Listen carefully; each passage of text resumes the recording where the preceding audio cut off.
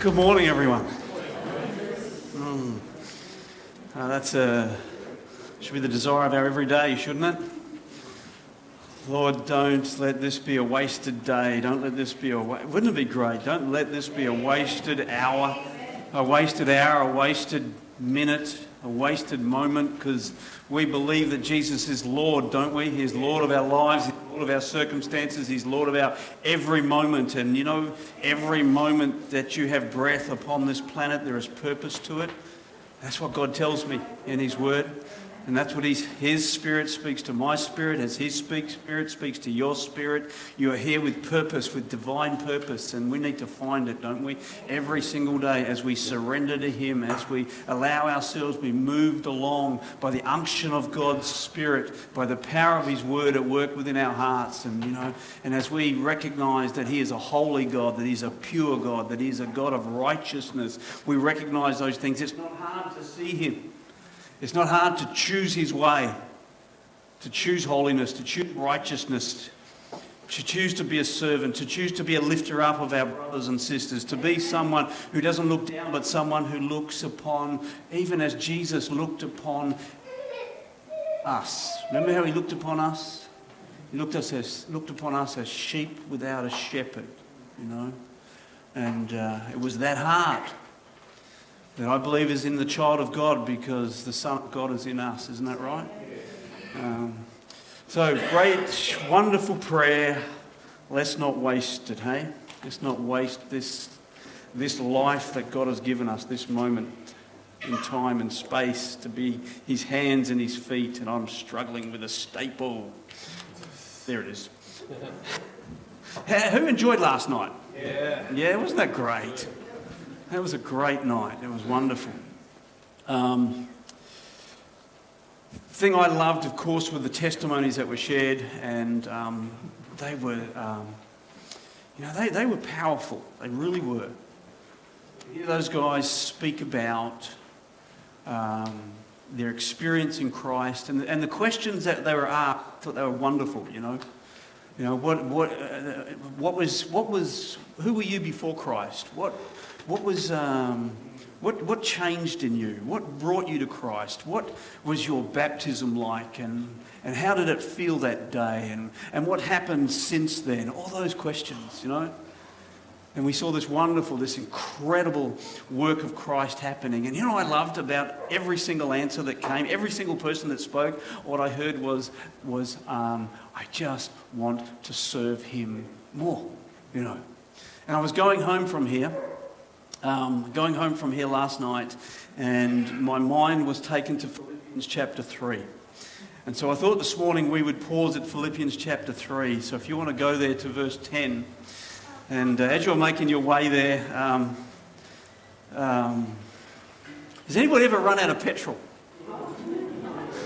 Anybody? Has anybody ever run out of petrol going somewhere? Has anybody ever run out of petrol going home on the way home? Yeah? Because that's when you run out of petrol, right? On the way home.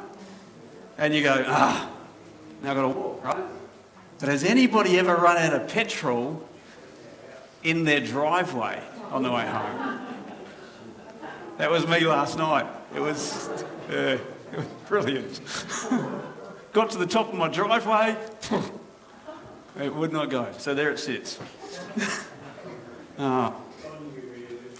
He's always there, isn't he? Yeah.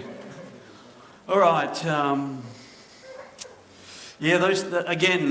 Just listening to those guys. There's an image that I often draw upon, and you've heard me draw upon it before, and that is we don't want to remain the same, do we? You know, the person we were last year is not the person we wanted to be this year, and the person we are this year right now is not the person we want to be next year, right? You know, there is a process taking on. We are a people in process. God is at work within our lives, and the day will come, or the moment will come, when we will stand before Him perfect, as He will present us He will present us to His Father, and we will be glorified. That's a process, isn't it? Here's the image I often use, and you've heard me say it before, and that is that we are as a painting. And And God is constantly adding to the picture. He's constantly adding to the scenery. He's constantly adding to the image brightness and all these sorts of things. And the thing that I often look at is that we are a painting that is either on the wall that is completed, or we are a painting that is on the easel. The painting that is on the easel is in process. There is much to be done. It's still going. But the painting that finds itself on the wall is finished. It's finished. Thing is, I don't ever want to be in this life the painting on the wall, right? You know, we don't want to be that. We don't want to be on the wall. We want to be on the easel where the master painter is at work. He is working and constantly adding to who we are, who he wants us to be. The Apostle Paul, I believe, when he speaks in Philippians chapter 3 and verse 10, is a man that is on the easel. Is a man who is being worked upon by the Spirit of God, by the Word of God, by the power of God, and he is not satisfied. That's what I'm trying to say. That's what I heard from all those guys that were sharing their testimonies last night. They weren't satisfied because they knew that God wasn't finished. There was much to be done. There was much land yet to be taken for the kingdom in their lives, and it was powerful to sit there and listen to it last night. So this is what the Apostle Paul said. It's a classic verse. We know it so well. He says that I may know him and the power of his resurrection and the fellowship of his sufferings, being made conformable unto his death. Now, again, when we look at this, we need to be reminded that when Paul expressed this passion, he had walked with the Lord for some 30 years when he said these things. This is the man whom Jesus appeared to. Think about it. This is the man whom Jesus appeared to on the road to Damascus. The man that heard personally from the Lord so many times. The same man that the power of God was exercised through his hands time and time and time again. It's the same man that is saying, I want to know him. You know, and it's in a continuous tense in the language. This is what Paul is saying. This is what I heard last night. This is what Paul is saying. I am not complete. I need to continue in knowing who he really is. You see, it's such a tragic thing when you look at my image. It's such a tragic thing when the painting leaves the easel and goes on the wall. And that's because there is always so much to discover in our relationship and of intimacy with Jesus Christ. Right now, as I stand before you, I am 57 years old. Am I? I think I am. Yeah. It's funny, I remember when my mum got to be 35. She was 35 for about 15 years. Never changed in my eyes, and I wonder sometimes when I say 57, way past 35, isn't it? Anyway, I digress, don't I? But right now I have a relationship with Jesus Christ that has been 57 years in the making. Okay, sure, I didn't get to meet Christ personally until I was 25. But there were things that were going on. Now we see in hindsight, don't we?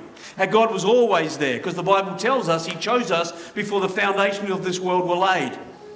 God was always preparing a path. He was setting a course, and I was on my way to that 25th year when in January of that year I met him personally.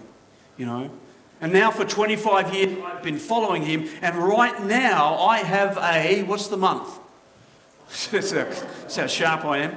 It's October. Right now I have an October 2019 experience with Jesus Christ. And that needs to keep growing. That needs to keep changing. Next year, if I've still got a 2019 October experience, then things have not gone well. It needs to be a 2020 October relationship, doesn't it? There needs to be a constant longing within me. There needs to be a constant thirsting for a greater measure of his presence within my life. That's what I heard last night in these guys. He says, I want to know him. Now, how does that happen? How does that practically take place within our lives? And again, I heard all of this last night. Because God has chosen to reveal himself through his word. He's chosen to reveal his nature, his character. And clearly it is revealed in the Bible, isn't it? And as you and I seek him, we realize that we cannot know him apart from it. You see, if we reject or if we neglect God's revelation of himself, then we can never, ever know him intimately. We can never experience him according to the knowledge of who he really is. That's what I want. Do you agree?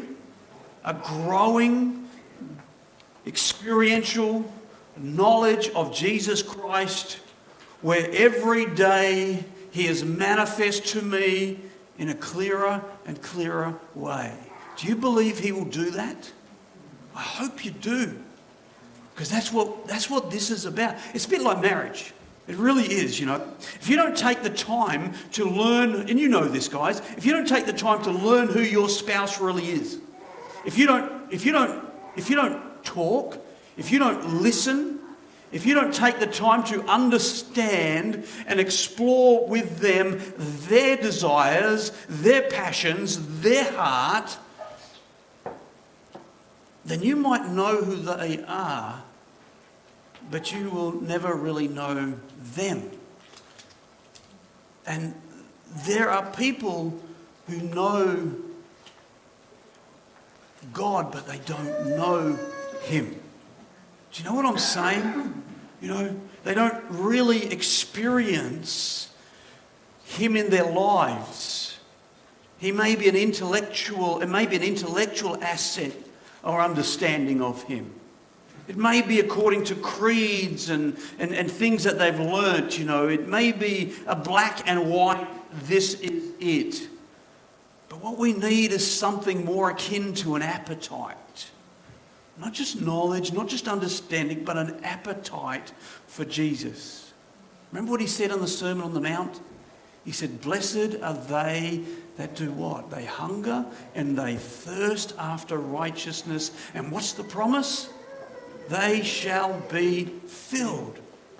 Blessed are they that hunger and thirst after righteousness, for they shall be filled. There is an appetite, there is a desire, there is a thirsting. Think about it. I can hear a little baby. I can see a few little babies. This is good. You'll know what I'm talking about. Think about feeding a baby. Think about it. When a baby is hungry, now I've asked you this before, I know, but when a baby is hungry in the middle of the night, does it get up and does it toddle down the hallway to your bedroom and knock on your door and wait for you to answer? And does the baby then say, Mother, Father, would you mind rising to prepare my bottle and feed me? No? I don't believe that's ever happened because that's not how I remember that it went. In fact, it was nothing like that. What did they do? They woke, they were hungry, they screamed. They cried for it, you know. They scream until you arrive with what they know that you know that they need. Right? It's called demand feeding, we call it. And here's the whole point of that analogy that I know it does fail, but here's the point. God is never going to force feed you. That's not who he is. You have to want to be fed. You have to want to cry out to God. This is how we develop an appetite. You have to want to cry out to God. You have to be hungry for God to feed you, knowing that he knows what it is that you need. We see it in all of the greats in the Bible. You know, Moses was somebody who hungered after God, wasn't he? He knew this hunger. He knew this thirsting. You think about Moses after what he saw and what he experienced after the incredible works that God did through him to deliver the children of Israel out of bondage. And after experiencing God's power, like Paul even, after experiencing God's power moving through his hands, again, think about it. He stood on the shore of the sea. He stretched forth his hands towards the sea, and the waters parted before him. He struck the rock of Horeb, and what came out? Water came gushing out of it. He met God. He stood on Sinai, and he met face to face with God, and God spoke to him, and he received the commandments of God. Moses had known all of this and so much more. And then we hear his cry, the cry of his heart after all of that. You can read it in Exodus chapter 33 and verse 13, where he says, I have found grace in your sight, Lord. Show me your way that I might know you. Think about it. I have found grace in your sight, Lord. Now show me your way that I might know you. Isn't that what Paul is saying? I just want to know you, Lord. It doesn't matter where I've been. It doesn't matter what my experience has been in God. I still need more of who God is. All the great saints of God have this same characteristic. It wasn't their background, had nothing to do with their lineage, had nothing to do with their upbringing or their environment around them. It was simply a hungry cry. I want to know you, Lord. And that can be the cry for every single one of us. David was the same, wasn't he? You know that most famous of Psalms, Psalm 42. As the deer pants for the water brooks, what does he say? So does my soul thirst after you, O God. It's the same cry. I want to know you. I want to know you. Do you have it? Do you hunger to know him? Let me tell you, and I've got to say this, there are some people that don't. There really are. And they don't, you know why? Because their appetites are somewhere else. They're finished, in a sense, pursuing God. They're like that piece of artwork that is on the wall. Everything is down pat. They've got all the answers. There is no growing appetite for God, but there is an appetite for other things. Think about it, you know.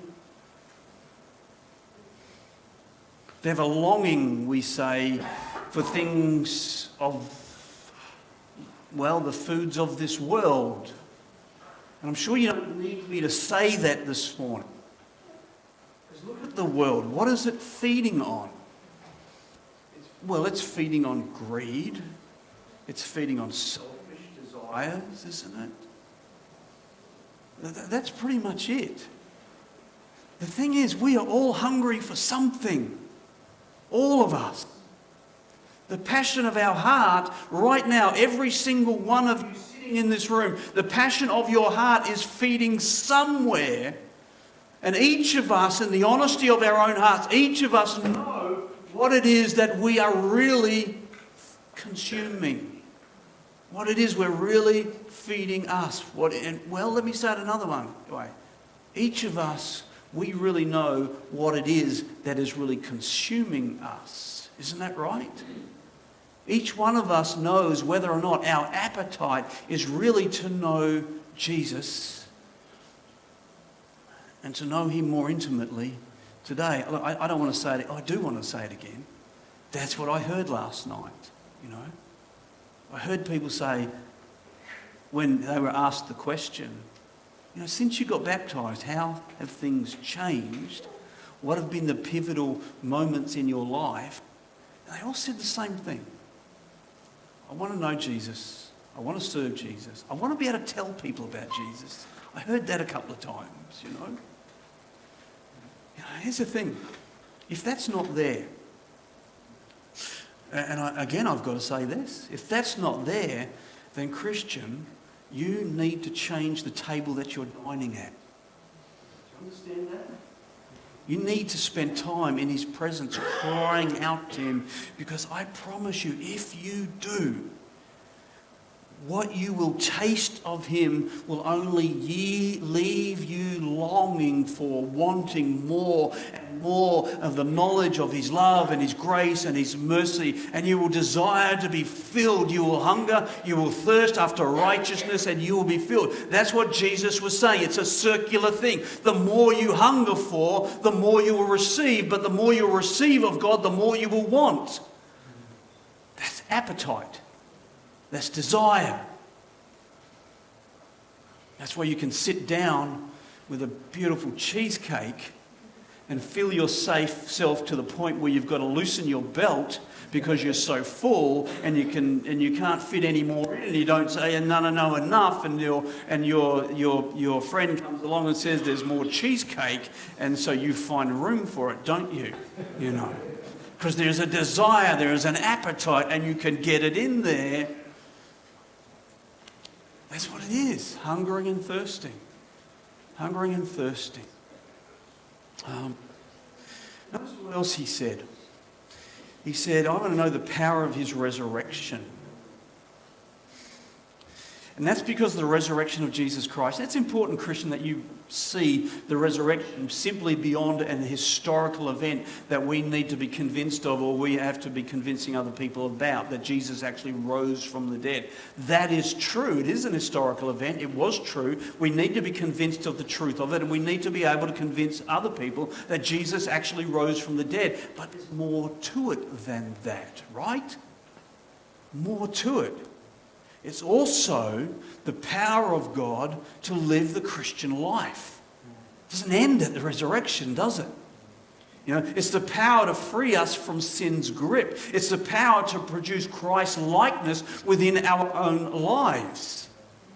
And that should be our desire, shouldn't it? Lord, I want to know you in a deeper way. Lord, I want to be free from the things that ensnare me. I want to be free from those sins that capture my life. Lord, I want your image to be what people see when they look at me. Amen. Right? That's the cry.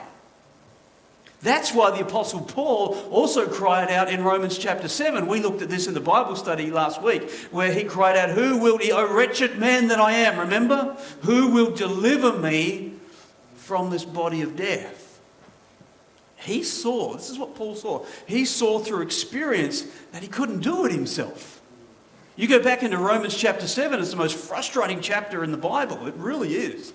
Paul going, the things that I do or don't want to do, what do? I do them. And the things that I want to do, I find myself not doing them. And he's talking about the internal struggle. He says the same thing in Galatians, the internal struggle between the old flesh nature and the new nature of Christ that resides within us.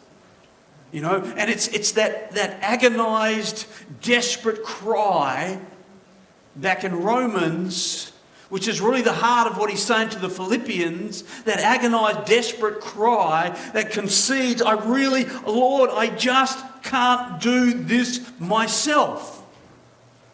And that's the answer. That's how it comes out. Who's going to deliver me? Who will deliver me? And if the answer has to be Christ, doesn't it? The answer is Christ. Jesus. You know, the same power that raised Jesus from the dead is available for every single one of us to give us victory over the struggling lives that we may have, and victory over the sin that so easily ensnares us. The Bible says in Galatians, if you will walk in the Spirit. Did you notice there's a if there?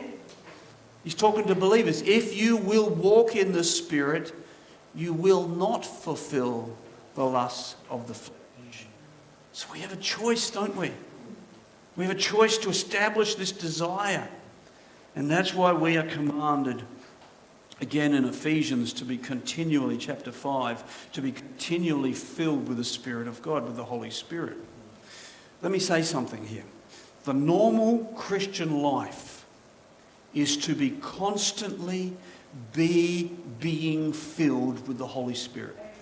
That's the normal Christian life. And when I say that, what I'm saying is, that is as you and I yield our lives and we yield our wills, as we surrender ourselves to God, He fills us. The simplest way of saying it is, as we choose to do things God's way, He empowers us to live the Christian life. That's the simplest way of saying it. As we choose to do things God's way, He empowers us to live the Christian life. Truly awesome, isn't it? It's an awesome thing. Why? Because it's Jesus Christ living in you. It's Jesus Christ living through you. Empty yourself of this world and God will fill you with His power to do His will, to live His life through you. That's the highest possible call for any human being. The highest possible call upon your life. Paul says, I want a personal, intimate, powerful experience with Christ. And that is something that every single one of us in this room can get on board with. Isn't that right? Every single one of us. You'd love to finish there, wouldn't you? But Paul isn't done there, because he now continues on. I want to know Him. I want to know the power of His resurrection, and I also want to know the fellowship of His sufferings. See, that can make some people uncomfortable when they read that, right? Because right now, have you been in the shops lately? Have you been in the shops? What's appeared? What's appeared? It's there, isn't it? Christmas is there.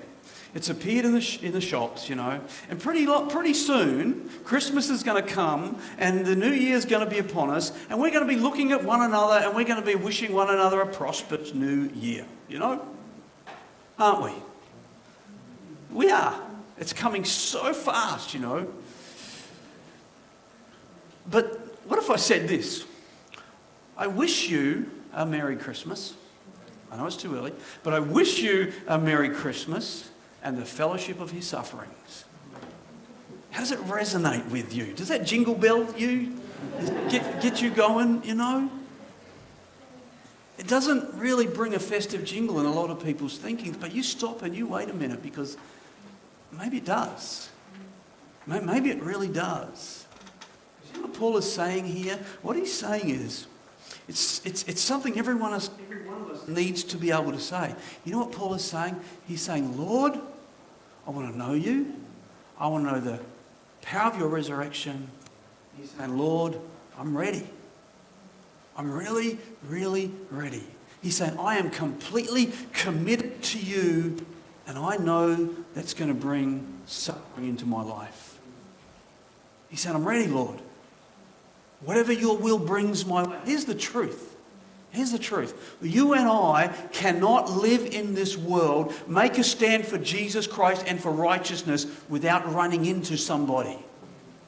We can't do it. You know why that? It's because everybody else is going in a different direction.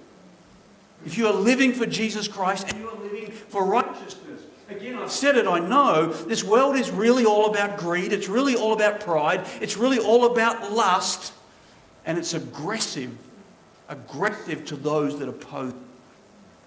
Jesus said, if any man wants to come after me, what did He say? He said, let him deny himself, let him take up his cross and do what? Follow me. Now, that's not the world's message. That is not the world's message. Dedicate your life to Christ and you will experience opposition. It needs to be said. It needs to be understood. Peter knew it, didn't he?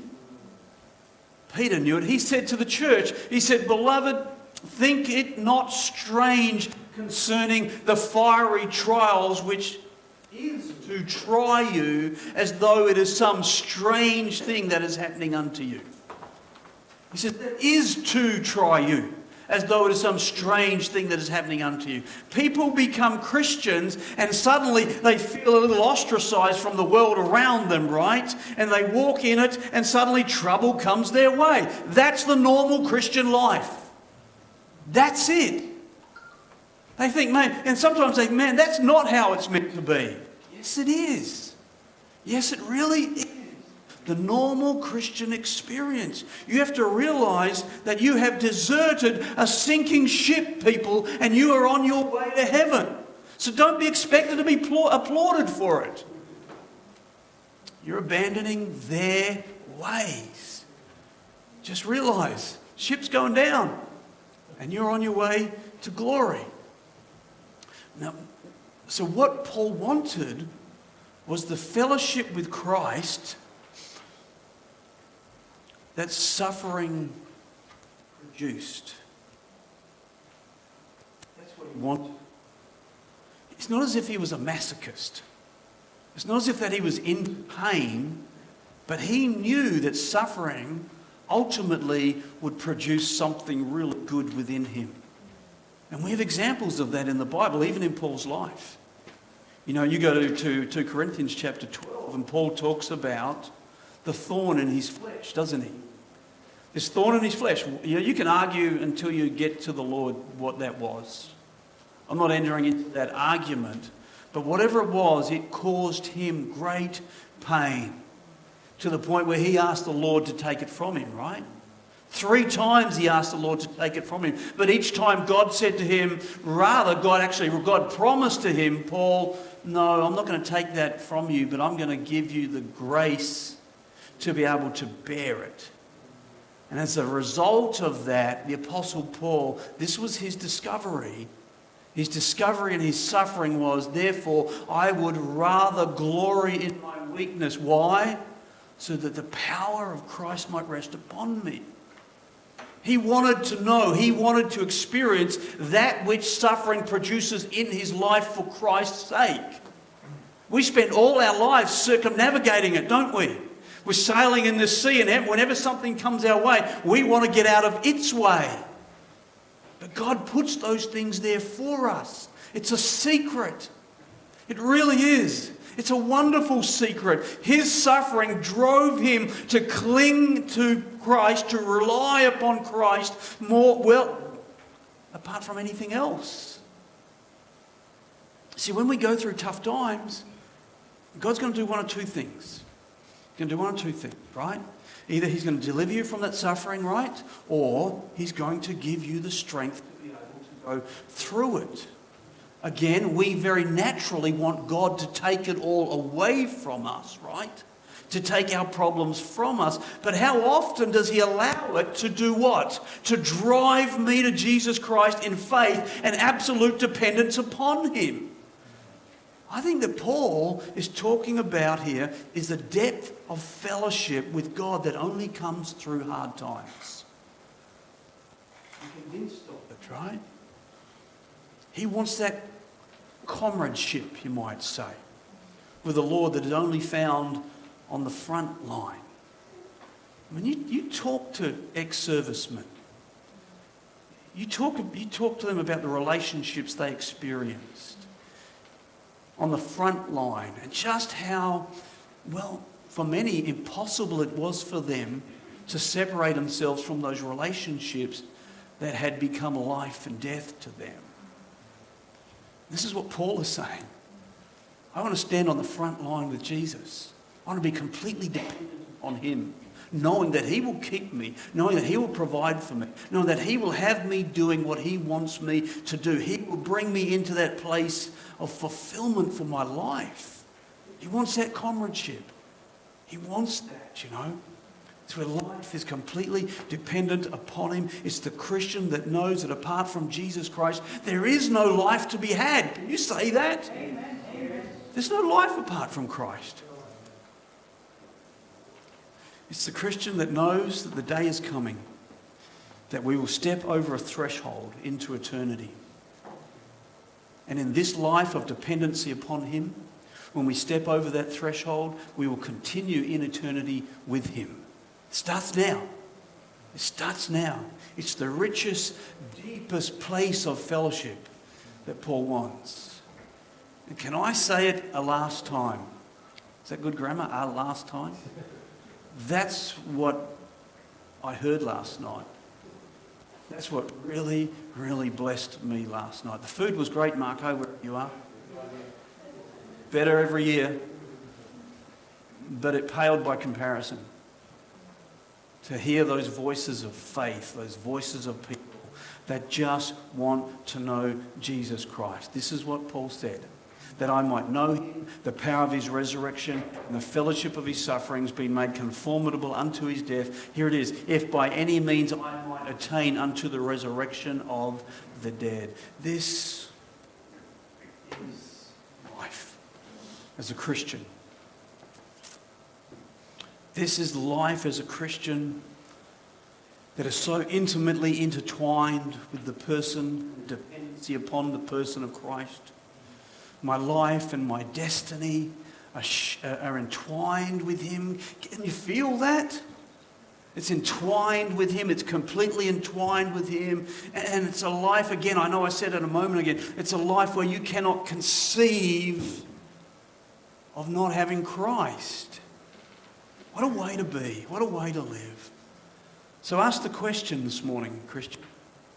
Am I growing in a deeper way in my relationship with Christ? Where are my passions? Where are my desires? Where do they rest? Where do they rest? Because truly the only relationship that ultimately matters is the one that I have with Jesus Christ. We got a whole list of relationships going on. And you've got to recognize the only one that matters. Everything else is dependent upon that relationship. Isn't that incredible? Jesus is like a hinge. I don't know if I should use that analogy, but he's like a hinge that everything else is swinging off of. And if you replace that hinge with any other passion, any other desire, even, no, I don't need to, you know what I'm talking about. It's not going to hold you up.